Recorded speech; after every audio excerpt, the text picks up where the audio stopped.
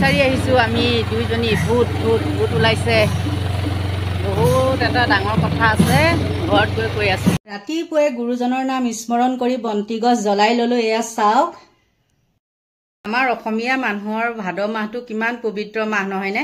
ভাদ মাহ অহাৰ লগে লগে আমাৰ তিথি আৰম্ভ হৈ যায়, আৰু তিথিবিলাক অহাৰ পিছতেই হয় কি ভাদৰ লাষ্টলৈ বিশ্বকৰ্মা পূজা হয়, আৰু বিশ্বকৰ্মা পূজা অহাৰ লগে লগে আৰম্ভ হৈ যায় দুৰ্গা পূজা।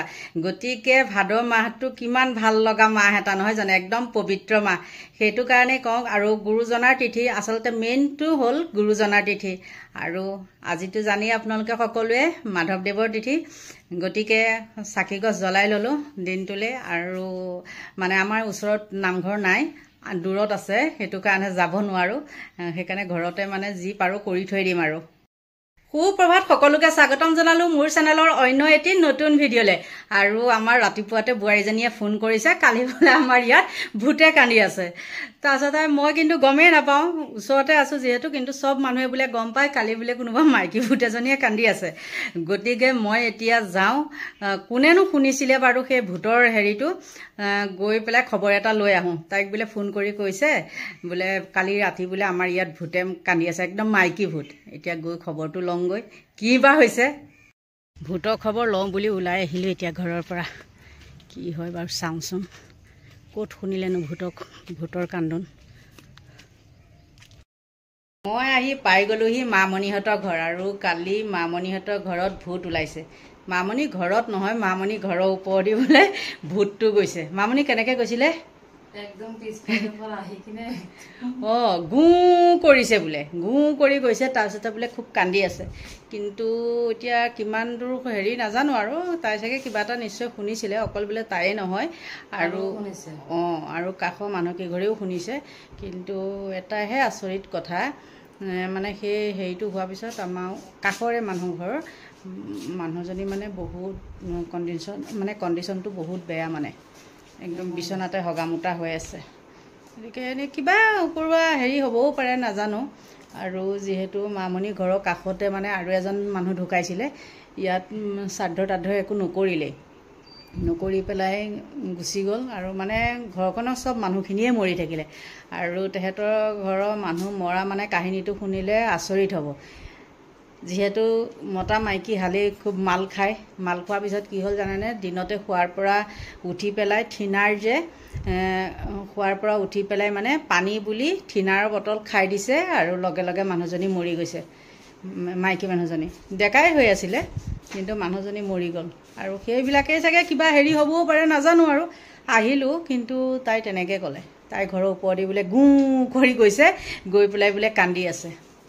সেয়া এতিয়া, আৰু মই তাইক কৈছোঁ ঘৰটো অলপ চিডিল লগোৱা, আৰু তাই এতিয়া ঘৰ ঠিক কৰি আছে। যিহেতু তাই এইকেইদিন নাছিলে, মানে ঘৰত গৈছিলে, আৰু এতিয়া গুৱাহাটী ঘৰলৈ আহিছে, আৰু ঘৰটো লেতেৰা হৈ আছে। মই অকণ দম চম দিছোঁ ঘৰটো চাফা কৰা বুলি, এতিয়া তাই চাফা কৰি আছে। ঘৰটো চাফা কৰিছে, আৰু এইডাল মগাই আনি পেলাই কি কৰিছে, মোৰ মূৰত দি পেলাই চাইছে। চাওক মোৰ চুলিখিনি কিমান দীঘল হৈ গ'ল দেখিছে? একদম আচল চুলি নিচিনা লগা নাইনে কওকচোন? কিন্তু কি হ'ব, নিজৰ চুলিকেইডালতকৈ মানে এইকেইডাল চুলি বহুত গধুৰ লাগিছে। চাওক, এনেই ধুনীয়া লাগিছেনে নাই বাৰু কওক? ভিডিঅ' চিডিঅ' বনাবলৈ ভাল হ'ব, মানে এইবিলাক হেৰি ৰিলচ বনাবলৈ এয়া চুলি লগাই পেলাই ভাল হ'ব। মামণি ঘৰটো দেখাওঁ ৰ'ব। এইখন কিন্তু মই পাৰি দিছোঁ দেই, এতিয়া চিডিল লগাই দিছোঁ এইকেইখন, নহ'লে তাই মানে ওলট পালট কিবা কিবি কৰি থৈ দিয়ে। এয়া দেখিছেনে কেনেকৈ পৰি আছে?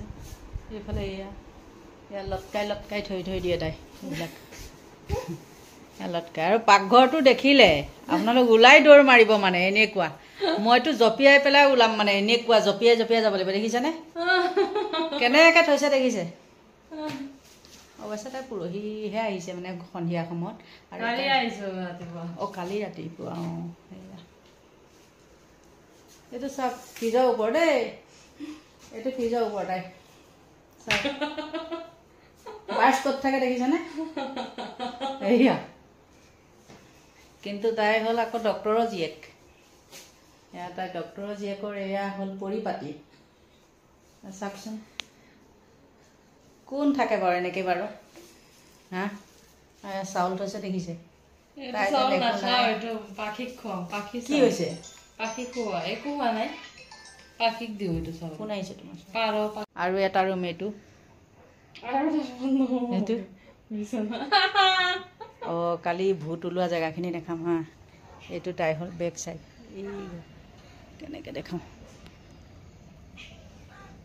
এই ঘৰটোতে তেনেকৈ মানুহখিনি মৰিছিলে। এতিয়া কোনোবাই টিঙৰ চালি এখন দি পেলাই থৈ দিছে। এইখিনিৰ পৰাই উৰা মাৰিছে বোলে ভূতটো। আৰু তাই ইটো ভিতৰ চাবলৈ নিদিয়ে। নথকা বস্তু নাই, চব আছে, কিন্তু তাই মানে কিবা আৰু অঁ এইটো ভিতৰ এইয়া। কিন্তু এইফালে এ চি চলি আছে, চাওক এ চি চলি আছে, কিন্তু এইটোত কোনো নাই। এইয়া এয়াই হ'ল তাই মডেল মানে। আৰু এইফালে এইটো হ'ল বাথৰুম। এইটো দেখিছেনে কি ধুনীয়াকৈ বনাই লৈছে। তাৰপিছত আকৌ তাই সেয়া ভূত বিশ্বাস নকৰোঁ, তথাপিও মানে মনটোত কিবা এটা আহে। যেতিয়া কথাখিনি মানে তাই কৈছে, মোৰ মনটো আকৌ কিবা অলপ মানে গধুৰ গধুৰ ভাৱ এটা আহিছে। আৰু যিহেতু মানে সেই মানুহহাল, মই যিহালৰ কথা কৈছোঁ যে মদ খাই খাই এনেকৈ হৈছে বুলি, মানুহহালো মানে একদম চকুৰ আগত কিবা নিজে মানে ছুইচাইড কৰি মৰা নিচিনাই হৈ গৈছেগৈ, নহয় জানো, মানে ফটাফট মৰি গৈছে। সেইটো কাৰণে কৈছোঁ, মানে বিশ্বাস কৰোঁ নকৰোঁ দুমোজাতে আছোঁ। আৰু তাই যিহেতু অকলে থাকে, সেইটো কাৰণে চাগে ভয় কৰিছিলে। আৰু মোক হেনো ফোন কৰিম বুলি ভাবিছিলে, কিন্তু আকৌ ভাবিছে বাইদেউৰ আকৌ এনেই খং উঠিব আৰু কৈ দিব ফচকৈ, এইবিলাক মিছা কথা, শুই থাকা এনেকৈ ক'ম বুলি হেনো তাই মোক ফোন নকৰিলে। কৈছে, মই কৈছোঁ তেতিয়াহ'লে তুমি ভূতে কন্দাখিনি এইবাৰ ৰেকৰ্ডিং কৰি ৰাখি থৈ দিবাচোন। কৈছে অঁ মই কালি পাহৰি গৈছোঁ, ৰেকৰ্ডিং কৰি থৈ দিম দিয়ক, তাই তেনেকৈ কৈছে। আৰু সেইখিনিতে কওঁ, একদম বহুত ভাল খবৰ। ঢিঙৰ যিটো মানে ঘৰখন কাণ্ড হৈছিলে, তাৰ এজন অভিযুক্ত কেনেকৈ পানীত জঁপিয়াই নিজে মৰিলে দেখিছেনে। পুলিচেতো নিশ্চয় নামাৰিলেহেঁতেন। আৰু কালিতো জানেই যে চৰকাৰখন কেনেকুৱা, গতিকে তেহেঁত মানে ভগৱানেই সেইটো মাৰি দিছে, গম পাইছে, ভগৱানে মাৰিছে। কিন্তু সেই নিউজটো পাই পেলাই বহুত ভাল লাগিছে। এনেই মানুহ মৰিলে মনটো বেয়া লাগে, নহয় জানো, কিন্তু তেনেকুৱা মানুহবিলাক মৰি গ'লে মানে একদম মনটো বেয়া নালাগে, বহুত ভাল লাগিছে। এইটো বহুত ভাল খবৰ। দিনে দিনে এই জঘন্য কাণ্ডবিলাক মানে বহুত বাঢ়িবলৈ লৈছে। আৰু আপোনালোকে কি ভাবে বা নাজানো, মই মানে ভাবোঁ যে আজিকালি কোনো হিন্দু মুছলিম বুলি মানে কথা নাহে।